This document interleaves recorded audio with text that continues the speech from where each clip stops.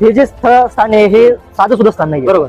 इथं धर्मवीर छत्रपती श्री संभाजी महाराजांचे औरंगजेबाने जेव्हा पायाच्या तळपायापासून डोक्यापर्यंत जेव्हा कुऱ्हाडीने तुकडे तुकडे केले होते तेव्हा ते इथे टाकून देण्यात आले होते. बरोबर. जेव्हा आपण इथे पाय ठेवतो ना आपल्याला माहित नाही की कुठे महाराजांची बोट पडली असेल, बरोबर. कुठेतरी महाराजांची जीभ पडली असेल, कुठेतरी महाराजांचे कान पडले असतील, कुठेतरी महाराजांचे डोळे पडले असतील, कुठेतरी महाराजांचं हृदय पडले असेल. बरोबर. एवढी पवित्र ही जागा आहे. आणि इथे येऊन काही जण चित्रीकरण करतात, रील बनवतात फक्त आणि फक्त लाईक्स, कमेंट आणि स्वतःच्या प्रसिद्धीसाठी. तर हे फार चुकीचं आहे. आपल्या घरात जर आपली पित्याची जर अशी पुण्य अवस्था करून त्याची समाधी बनवली तर आपण तिथे चित्रीकरण केलं असतं का? हे स्वतःला या लोकांनी प्रश्न विचारले पाहिजे आणि हे सगळं थांबवलं पाहिजे.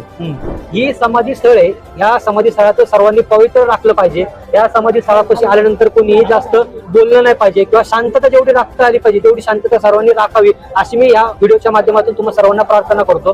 कारण की हे समाधी स्थळ आहे हे ना आपल्या घरातल्या व्यक्तीचं स्मारक नाहीये किंवा आपल्या नातेवाईकाचं किंवा आपल्या मित्रमंडळाचं स्मारक नाहीये. हे छत्रपती श्री शिवाजी महाराज यांचे पुत्र धर्मवीर छत्रपती श्री संभाजी महाराज यांचं हे स्मारक आहे, यांची ही समाधी आहे. आणि ह्या ठिकाणी महाराजांच्या अग्निदाह दिल्यानंतर ज्या अस्थी आहेत त्या महाराजांच्या इथं आहेत. आणि ह्या ठिकाणी महाराज निद्रा अवस्थेत आहेत. त्यामुळे ह्या निद्रा अवस्थेत असताना महाराजांना आपण कुठेतरी शांततेने श्रद्धांजली अर्पण केली पाहिजे, शांततेने त्यांचा आशीर्वाद घेतला पाहिजे, त्यांचं नमन केलं पाहिजे, त्यांच्याकडनं ऊर्जा घेतली पाहिजे. अशा गोष्टींमुळं काही आपल्या सर्वांचं नाव खराब होते आणि हे होऊ नये अशीच मी सर्वांना प्रार्थना करतो आणि विनंती करतो की कळकळीची विनंती की असा प्रकार कोणी करू नये अशी नम्र विनंती आहे.